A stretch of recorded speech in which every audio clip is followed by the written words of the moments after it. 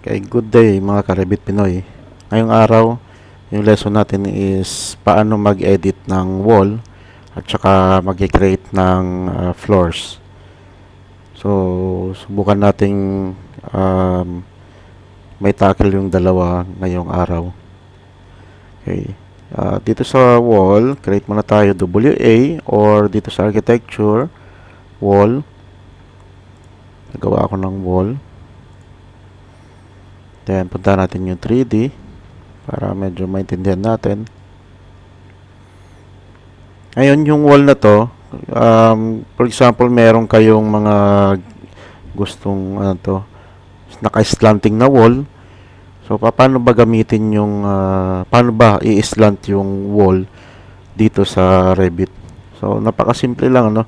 Dito tayo sa may properties. Natin dito sa properties, scroll lang natin dito. Pag nakita nyo itong cross section, itong cross section, dito sa vertical, pwede nating magsiselect tayo ng slanted or tapered. So, click natin yung slant. So, magbibigay tayo ngayon ng degrees kung gaano kalaki yung degrees na gusto mong mangyari. Apply natin. So, ganun lang siya kasimple, no? Yung sa Revit, mag-i-slanting. Okay? So, dito nyo lang makikita sa may properties yan. Okay?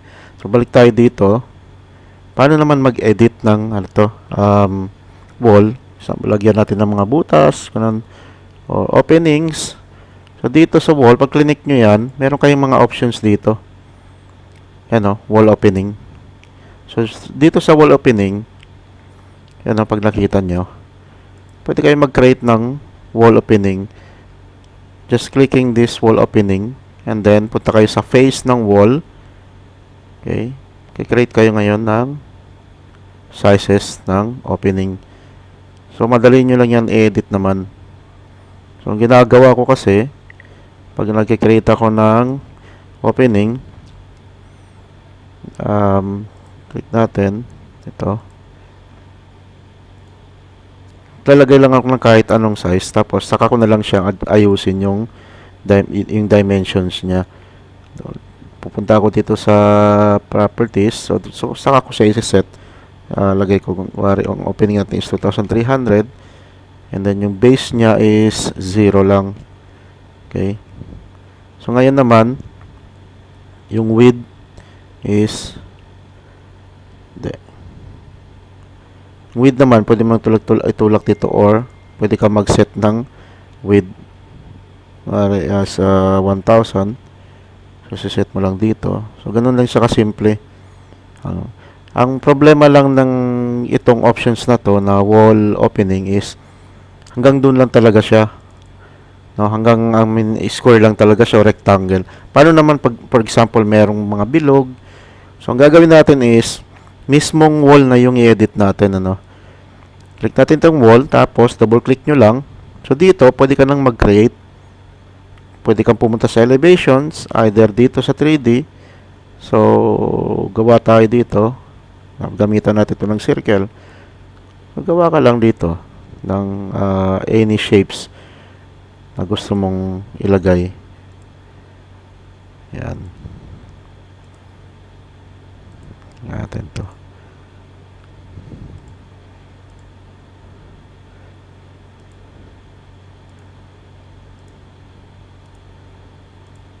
Okay, yan lang.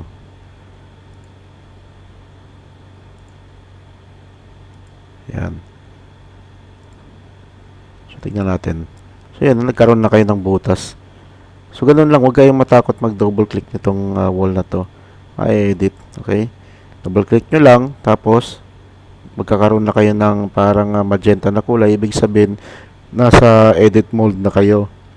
So, anytime, pwede nyo nang lagyan ng mga elements na gusto nyo ilagay dito sa shapes. Pwede nyo ring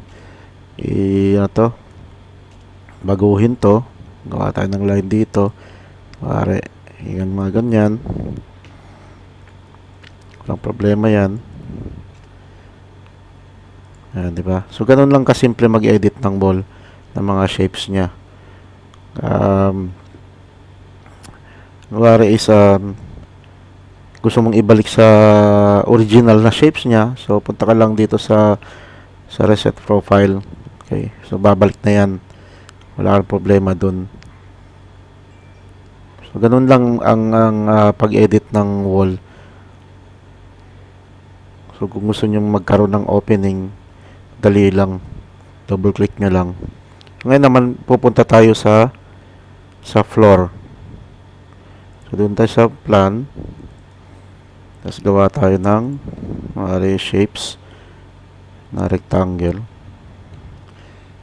CS.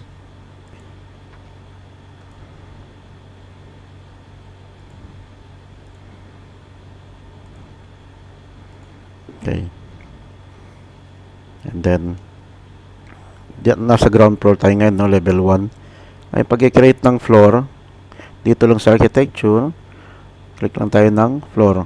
So, wala pa siyang naka-assign na shortcut. So, madali lang mag-assign ng shortcut. Punta ka sa view, dito, tapos interface, and then keyboard shortcut. Doon, pwede mo nang lagyan ng short command ang gusto mong ilagay, yung create. Pero ako hindi ako gumagamit yan. Dito lang ako sa kasi masyado lang marami yung mga shortcut na ginagamit ko. Sa iba naman, gumagamit ako ng ribbons para medyo makabisado ko rin. Kasi kung panay ka sa shortcut, medyo may disadvantage, no? Hindi mo na alam kung saan mo hugutin yung command na yun, saan mo hanapin dun sa ribbon. Kaya sabi ko sa inyo is kailangan ma-familiarize nyo tong si ribbon, yung interface ni Revit. Okay, doon tayo sa floor. Dito sa floor, so meron tayong mga selections dito kung ano yung mga sizes, mga height. No? So, gamitin muna natin ito si 150. Okay, so click natin dito. So, meron kang, dito, pwede kang gumamit ng pick lines. Itong pick lines or pick walls. So, usually, ginagamit ko is pick lines. Kasi minsan si pick walls is, yan o. Mas maganda yung pick lines. Ewan ko, mas sanay ako dun sa pick lines. Yan. Click lang ako dito.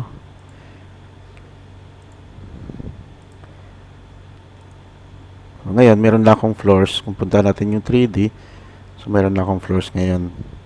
So, palitan nga natin tong height, medyo mataas. So, dito tayo sa level 2. Okay. Yan na. So, ngayon, meron na kayong floors dito sa ground floor. So, paano naman kung gagawa tayo ng floors dun sa second floor? So, once andito na tayo sa second floor, ngayon wala tayong makikita, hindi natin makikita yung nasa ground floor. So, paano ba natin matitrace? Kunwari, meron na kayo nagawa sa ground floor. Paano nyo matitrace yun na hindi nyo naman nakikita dito sa second floor? So, meron ditong options, no? Dito sa properties. Dito sa underlay. So, meron siyang options na kung ano yung gusto mong makita. So, ngayon, dalawang level lang tayo meron. So, yun lang yung options na ibibigay ni Revit. So, dito kasi gusto natin makita yung ground floor, so ilagay natin sa options 1 and 2. So, ngayon ito, nakikita nyo na yung ground floor underlay. Okay, so from there, pwede na tayo magsimula ng another floors. Okay, so click natin sa floor. Ikot muna ito si save. So, ngayon, meron na tayong floor. Ito. Okay. So, ano bang pinagkaiba ng doon? Attach at saka attach. Pag in-attach ninyo, yung height ng mga wall, sasabay siya doon sa floors. Baga, in-adjust mo yung height ng floors, sasabay din si walls. Yun ang kagandahan ng attach. Okay, in-attach natin. So, punta tayo sa 3D. Yan. Palagay natin, gusto nating i-adjust si floors ng height. Okay, yung height niya is lagay natin -1,000. Yan o, sumasabay si wall. Okay? Yun ang kaganda ng attach. Pero kung gusto mo rin i-detach yun, madali lang. Click mo lang tong wall. Yan na, detach mo lang to. Tapos click mo yung floor. So, ibig sabihin, di na siya mag-attach dun sa floor at babalik siya dun sa original na height niya. Okay? So, ganun lang. Ito rin, ganun. Detach mo, tapos click the floors, yung babalik siya sa original.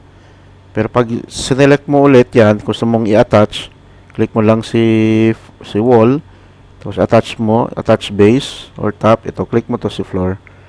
Okay? Sasabayan ulit doon. Ganun din to. Yung isa. Attach natin, tapos click natin si floor. So, sasabay yan. So, ganun lang, no? Huwag nyo kalimutan na pag gumawa kayo ng second floor, doon punta lang kayo sa underlay options dito. Nakikita niyan, underlay. Okay? So, punta tayo ngayon sa dimensions. May nakalimutan pala kung sa dimensions, no? So, DI.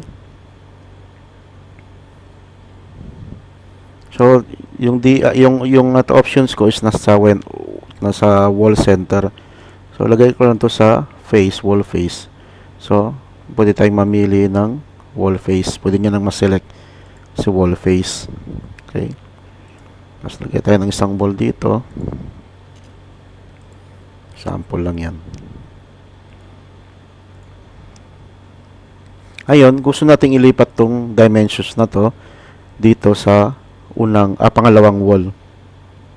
So, ang gagamitin nyo is gagawin niyo pala is i-click nyo lang tong bilog na to, no? Ito. Yan, i-click nyo lang yan, drag, tapos zoom out nyo.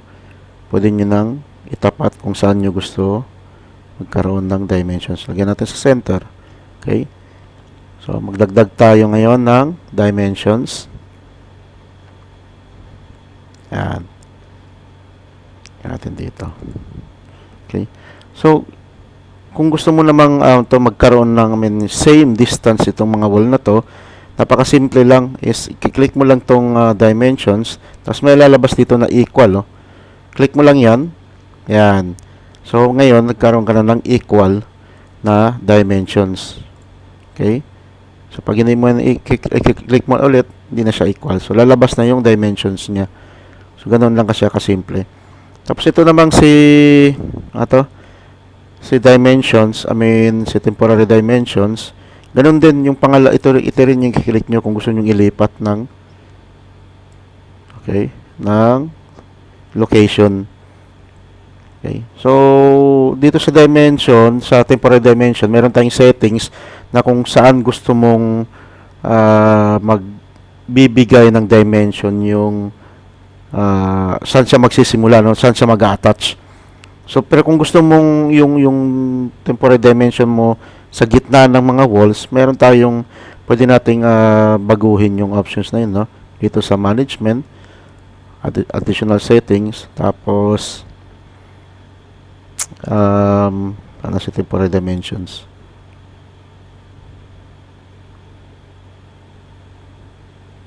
Ba't wala dito?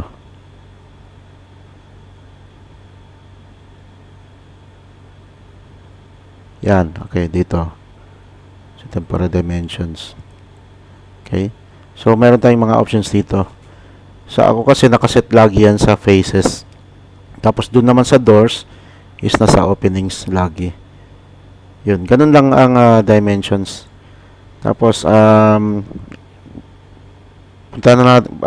itapik na rin natin yung section.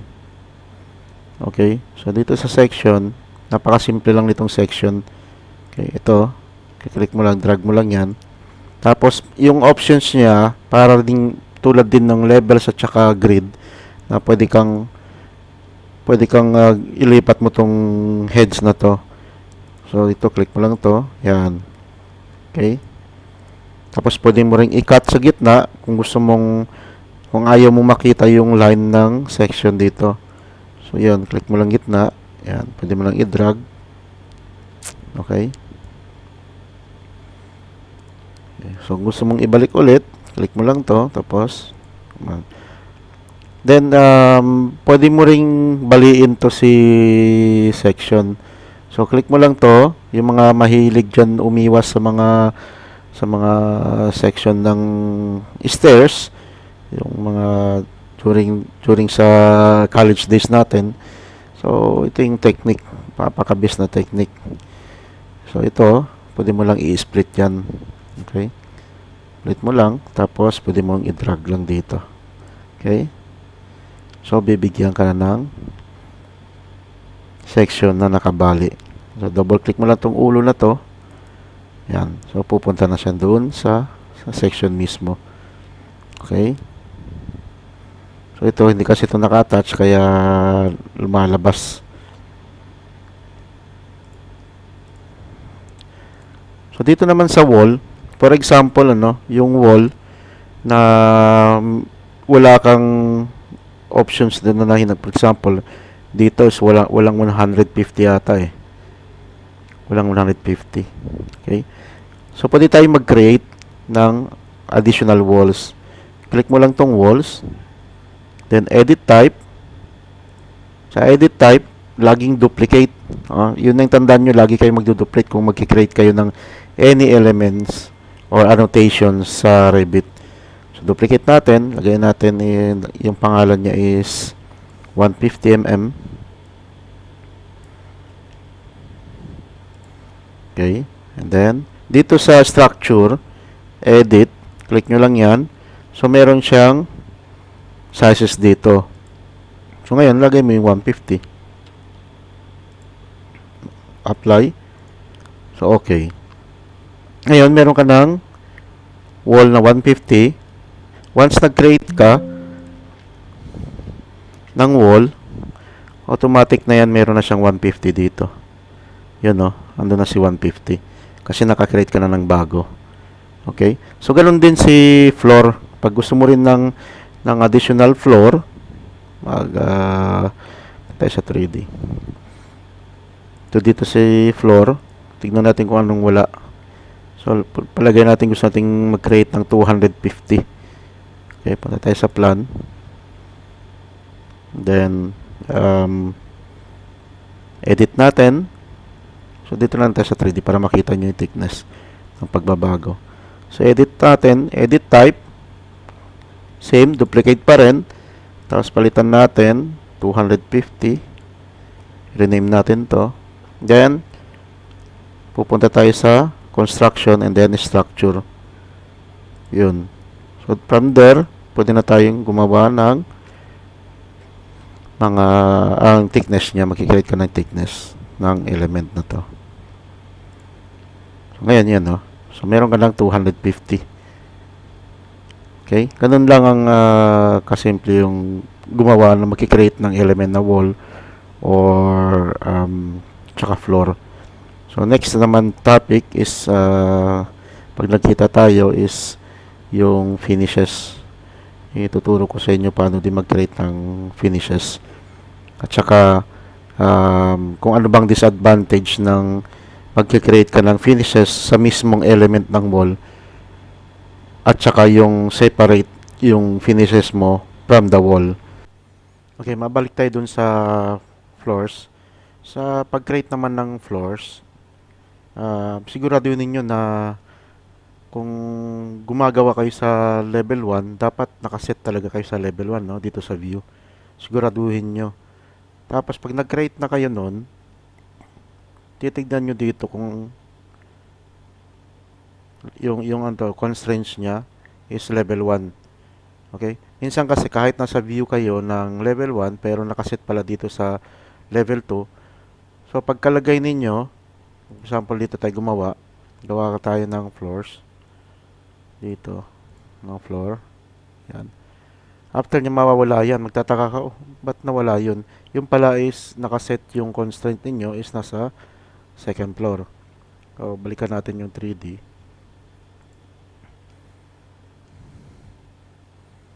So, level 1.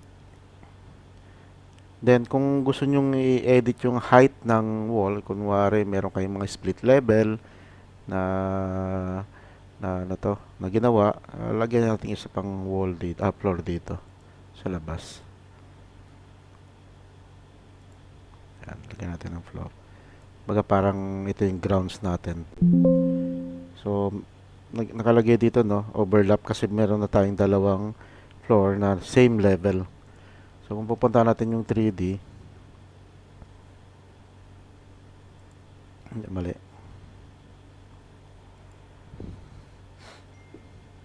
Punta tayo sa 3D. So, hanapin natin yung isang floor dito.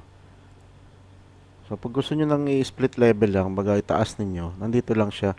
I-offset nyo lang yung height niya. Lagyan natin is 900. So, matik na yan, no? Angat na yan. And then, what if meron tayong baga ibang shapes ng plan? Okay. Pagpalagay natin, dagdag tayo dito ng wall.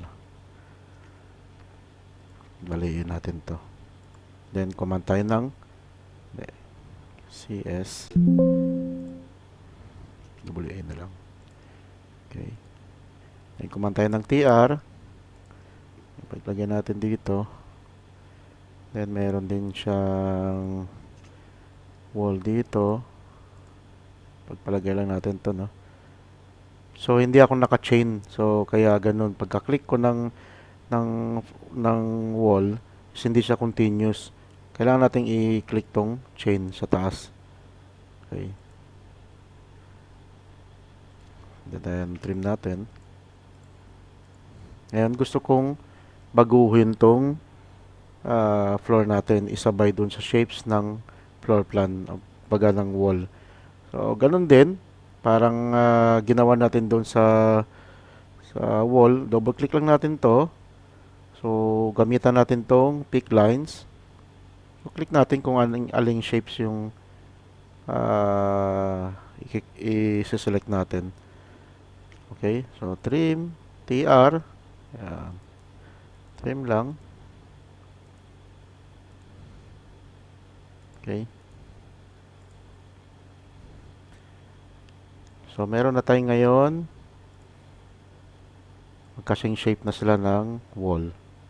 Ngayon, kung gusto mong magkaroon ng butas, so, dito rin pwede rin kayo mag-edit, ano? Kahit naka 3D view kayo, double click nyo lang to, tapos click nyo rin si pick lines. Yan. Pick nyo lang yung faces. Yan. So, pwede rin kayo gumamit dito sa 3D view. Usually kasi mas mainam gumawa dito sa 3D view kasi nakikita nyo kung aling wall ang isa-select ninyo at aling layout. Okay na yan. So, attach pa rin natin. So, ngayon, sumabay na lahat. Okay. So, pag gumawa tayo ng butas, kunwari, meron tayong elevator, yung elevator or lift opening. Ganon din, no? Click natin si wall, si floor. So, okay. Dahil sa na-edit na natin to, dito muna tayo sa hindi na-edit. Ito. Sorry. So, meron tayong shuffle dito. Pwede tayong gumawa ng butas dito sa floor. So, lagay natin is rectangle. Yan. Then, yung height niya is nasa level 1 siya. Tapos, yung height niya, lagay natin is 150, negative 50. Yung base niya, tapos unconnected, lagay natin is 8,000. Okay. So, yun, no? Meron na siyang butas yung floor mo. Gamit itong shaft wall. Pwede nyo rin itong i-adjust. Then, pwede nyo rin itong i-lock. No? I-pin. Para hindi siya magalaw. Anytime na yun, no? Sorry. Okay. So, yun, no? Nakapin na siya. Hindi mo na siya magalaw. Kahit hila-hilain mo yan. So, andyan lang yung butas na yan. Ano? Tapos, click tayo ng shape ulit. Mara ito. Okay. Yun. Ganun din siya. So, yung tatamaan lang is yung floors. Kasi yun lang yung sinelect mo. Okay? So, yun lang yung top at lesson natin para sa floors. Pag i-edit at saka paglalagay ng butas, pwede rin kayong gumawa nung tulad ng wall kanina, is diretso na kayo dito. Pero ito is kung ano lang yung wall na sinelect ninyo, inedit, yung floor na inedit nyo, is yun lang yung ma-edit. Unlike dito sa ginamit natin is lahat ng floors na tatamaan, mabubutas niya. Okay? Tignan mo pati ito. Ito, oh, nabutasan din. Ano? Yun lang. So, yun ang kagandahan ng itong mga ito ginagamit na to sa mga chef. Okay. So, maraming salamat. Kita-kits tayo sa next lesson.